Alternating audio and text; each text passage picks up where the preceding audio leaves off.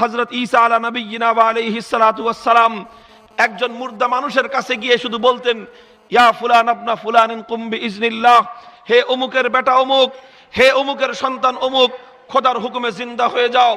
বলতে দেরি হতো, আধা সেকেন্ডের মধ্যে মুর্দা মানুষ জিন্দা হয়ে নবীর সঙ্গে মুসাফাহা করত। শুধু নতুন মুর্দা নয়, 500 বছর আগের মুর্দা, 1000 বছর আগের কবরস্থান, মুর্দার হাড় গোশত সব মাটিতে মিশে গেছে। সেই কবরের পাশে দাঁড়িয়ে আল্লাহর পয়গম্বর ঈসা আলাইহিস সালাতু ওয়াস সালাম ডাক দিতেন, ইয়া ফুলান আবনা ফুলানিন কুম বিইজনিল্লাহ। বলতে দেরি হতো, সেই 500 বছর আগের মৃত মানুষ সেই কবর থেকে জিন্দা হয়ে আল্লাহর নবীর সঙ্গে সালাম বিনিময় করতে দেরি হতো না। যুগের সমস্ত মেডিকেল সায়েন্স, সমস্ত ইউনানি চিকিৎসা বিজ্ঞান, হেকিমি চিকিৎসা বিজ্ঞান আল্লাহর পয়গম্বরের পায়ের সামনে মাথা টুকিয়ে সালাম করতে বাধ্য হয়েছে।